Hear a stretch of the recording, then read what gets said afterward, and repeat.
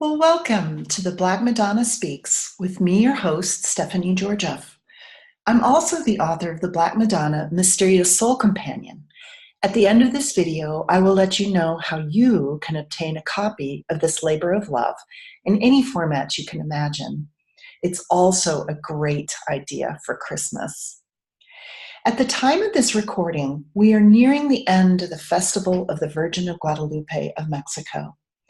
I say this mainly because there are actually two Virgins of Guadalupe, one in Extremadura, Spain, and the arguably more famous Virgin of Guadalupe in Mexico City.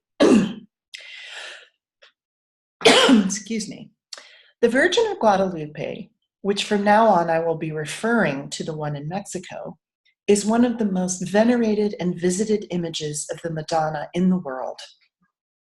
What is most interesting about this Madonna is that she is not exactly art in the traditional sense, but a living miracle sent from the spiritual world on December 12th, 1531 at 10:40 a.m. I'm not going to go into the entire story of this miracle.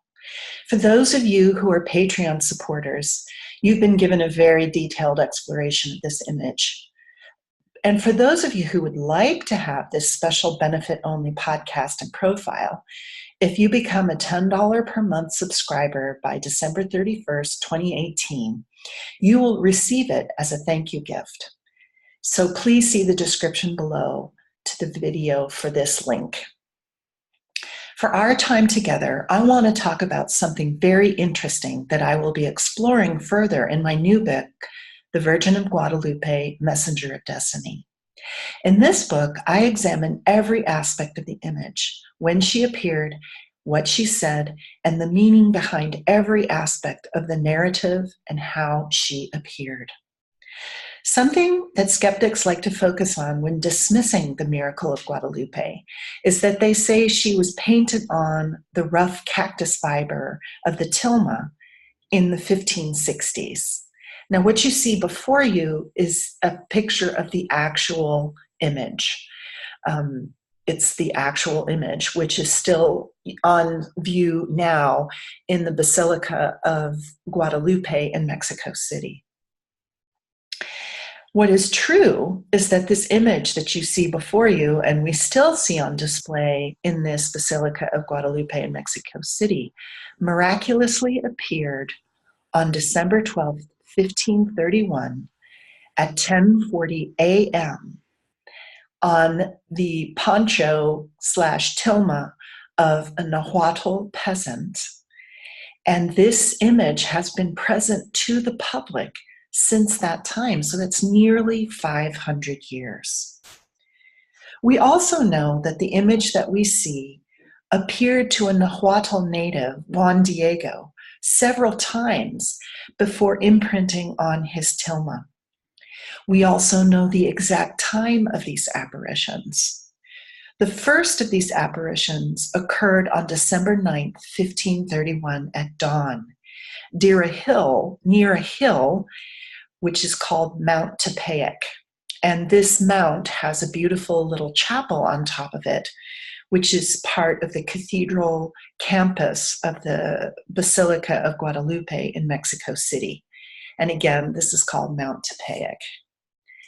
Now, before the Spanish conquest of Mexico, Tepeyac was a hill where an Aztec goddess named Tonantzin was worshipped. And this is a beautiful modern depiction of her that is actually in San Francisco. And if you look closely, it is a mosaic. And if you look closely, you can see on her brow that there's a little image of the Virgin of Guadalupe. But this goddess had a temple to her on the top of this Mount Tepeyac. And this is where the Virgin of Guadalupe did appear to Juan Diego. Tonantzin was worshipped as, in our modern understanding, as the Earth Mother. We also understand that she was one of the few deities of the Aztecs that did not require human sacrifice. When the Spaniards took over the empire, there was an immediate and systematic destruction of all things native, specifically Aztec, and her temple on this hill where Guadalupe appeared was not spared the axe.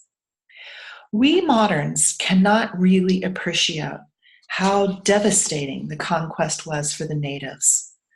While the Aztecs were cruel rulers who systematically and ritually murdered large segments of the population in and around the capital, the Spaniards were not much better, decimating an entire culture and family structure, removing children from families, raping and impregnating the women, and enslaving the men.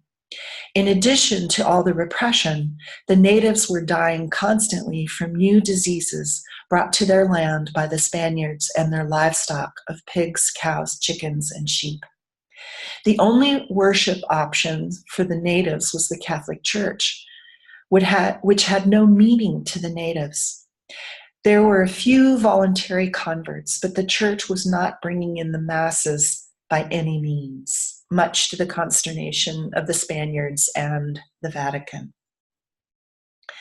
The miracle of the imprinting, which gives us what we see today in the Basilica, is when Juan Diego gathered some roses at the bidding of the image, the image of the apparition of Guadalupe, and brought those roses to the Bishop of Mexico City of the day. And when he opened his tilma at that immediate time, there was the imprinting of this image that is so famous.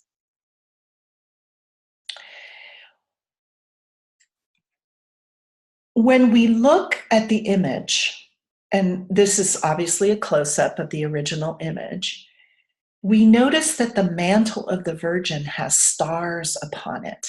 And this is very significant, and it's basically what I'm going to be talking about at length in my book, but a little taste of it here during our video. Through the miracle of modern computers and astronomy, we can actually see what was in the heavens at the time of the apparition. And when we get a picture of what was going on in the heavens during the time of the apparition, as well as the time of the imprinting, we actually see a map of the stars at that specific time on the mantle of the Virgin. This star map shows that there was a map of the heavens at precisely 10:40 a.m., 1531 in Mexico City. This is what the heavens looked like at that time. What is also of note is that at the time of the apparitions, there was also a Venus transit, meaning the planet Venus was transiting the sun. And for those of you who remember, we actually just finished this a few years ago in 2012. And this is a pair of transits. They always occur in pairs. And basically, it's a very interesting phenomena, and they're very rare. They only happen every 100 or so years. Another interesting phenomena is, and thing to explore, is to do a star chart of the apparitions and the imprinting. What I'm going to do for you now is read the notes from a chart exploration with astrosopher Brian Gray, and you can find him on the Wise Cosmos webpage, and he gives courses, and he's just one of the most amazing minds of our modern era.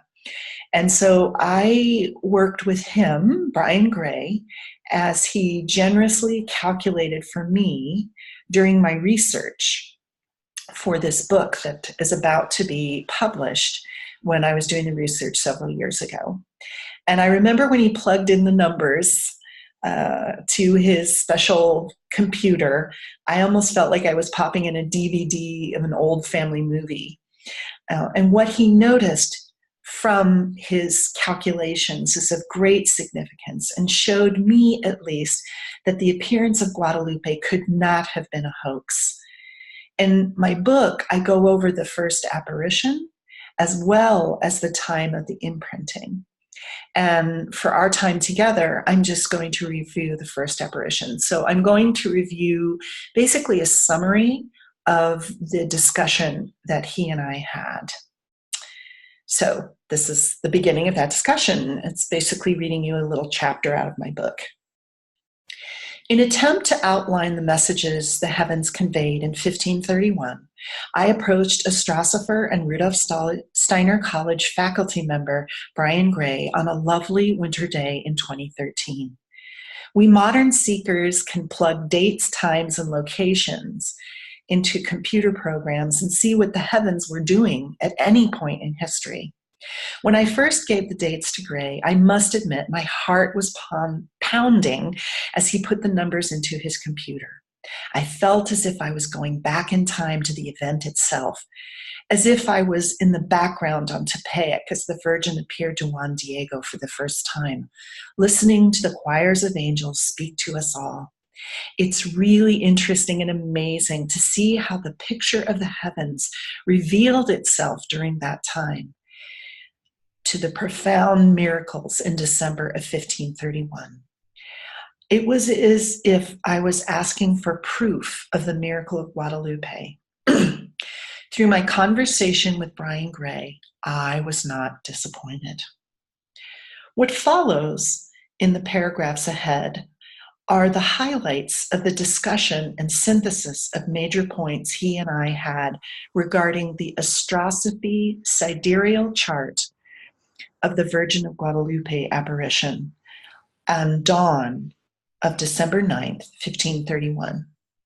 With so much materialistic doubt and attempts to make Guadalupe see a fantasy of well-meaning Christians or as an agent of repressive enculturation, Gray's reading of the stars at the moment of the first apparition to Juan Diego speaks for itself.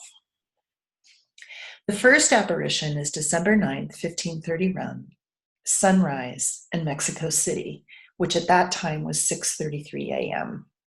For those of you who want to do your own chart, you need to be in the Julian calendar and not the Gregorian calendar, just saying. So this is what Brian Gray said that the chart revealed. The sun is in 8 degrees Sagittarius. Venus rose just before the sunrise at 4 degrees Sagittarius, showing that the sun and Venus are close together. Venus is moving just before the sun. There is a new moon just after the sun, and Venus is strong. Mercury is in the middle of Scorpio, next to Antares, which is 15 degrees Scorpio.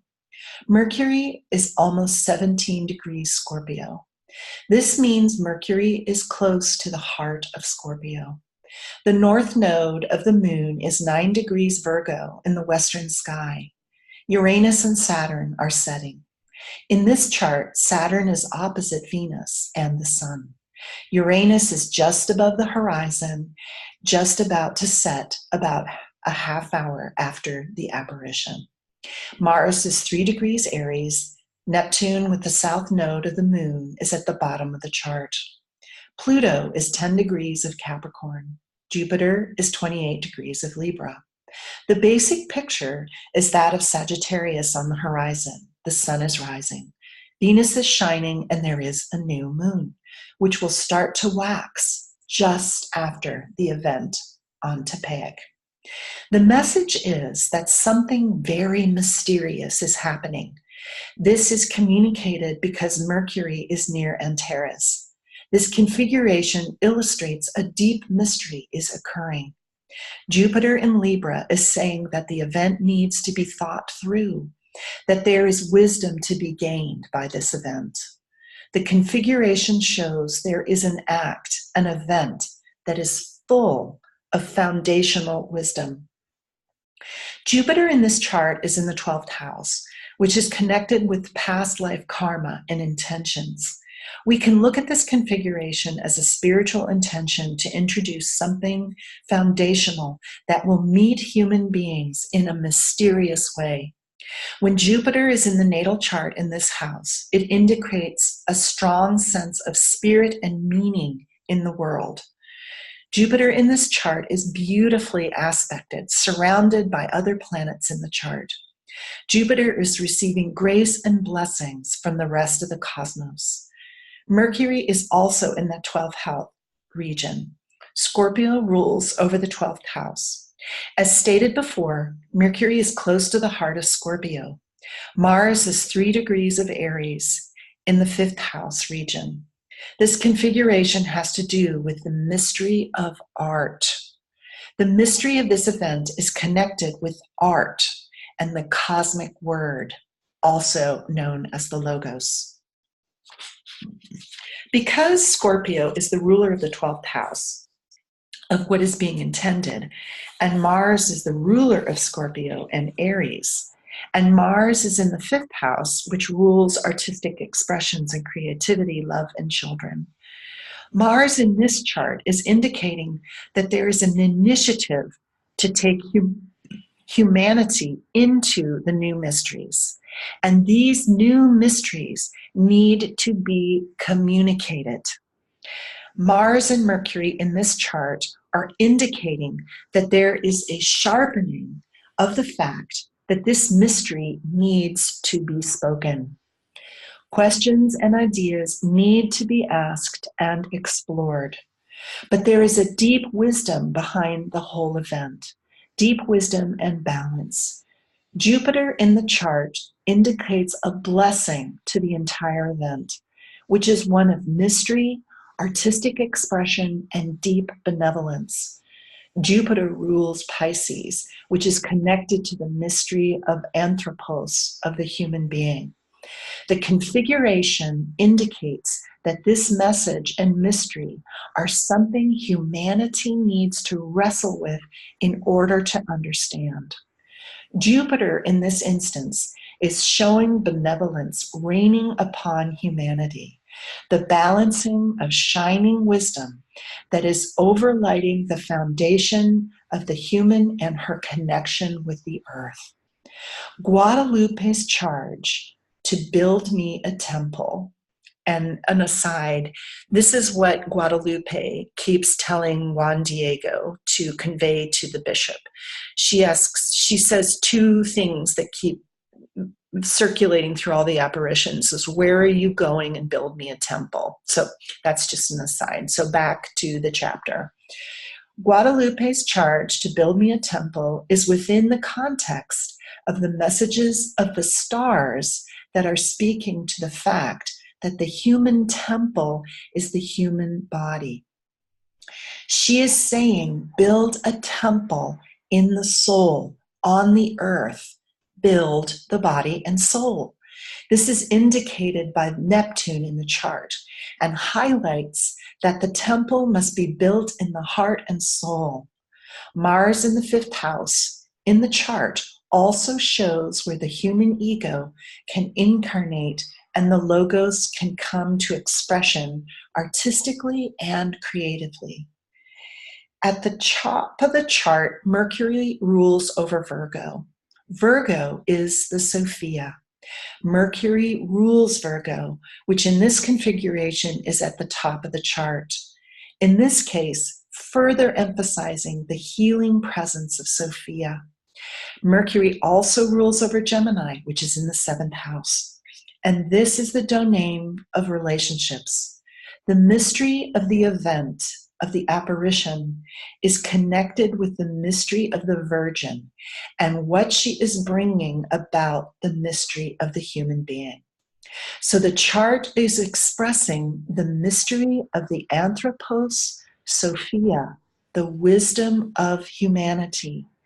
The deep spiritual intention of the chart and ultimately of the event on Tepeyac is to reveal the deeper mysteries of Anthroposophia and to shine light into them. There is so much more to say about this image, and often it takes an entire book to do so. And I hope that the book comes out soon. It's written, but the editing takes a while, unfortunately. Stay tuned and follow me on Facebook and Twitter to hear more about the publication dates. But what we know is that after this apparition, when the image was made public and a shrine was erected on Tepeyac, there were 9 million recorded baptisms of natives to Christianity in the decade that followed the apparition. And the conversions and baptisms all happen because of this miraculous image. We can see a glimpse of why this happened when we listen to what the stars were saying during those fateful days, December 9th through 12th, 1531. If this was all an elaborate hoax, then why do the stars and planets speak to us in such a way? Why did 9 million natives seek baptism? I hope you can one day go to Mexico City to experience this festival, the Festival of Guadalupe. It is truly awe-inspiring. And I also want to know, for those of you who are in the UK, I will be giving a talk on the Virgin of Guadalupe in the Christian community in Edinburgh, Scotland. And that'll be on December 30th at 11:30. So I'll put a link to the information on that talk. If you're available, please come. All are welcome, and it's open and free to the public. Thanks so much for tuning in. I wish you the best during this special holy season of anticipation and love pouring out into humanity when the angels are especially close to us. For those of you who wish, please check out my Booklaunch page, which has all the info on where to purchase the Black Madonna Mysterious Soul Companion. I also want you to know that it's available through the Book Depository. Please join me on the journey of the soul with the Black Madonna Pilgrimage in 2019. You can come in person. I have 6 retreats. We'll be walking for 2 months, and you can come in person for a part of it or all of it. And if you can't come, you can join online. I'll be having live streams, and you'll be getting recordings of all the talks of the guides and retreats, etc. So definitely check out both of those links below in the description. And if you are so moved, please subscribe to this channel, like the Heart of the Black Madonna on Facebook, and follow me on Twitter at BLMadonna. And as always, you can also be a member for this channel. The Black Madonna Speaks. We have special member-only live streams as well as special podcasts and profiles. Please check that out as well. Blessings on your journey.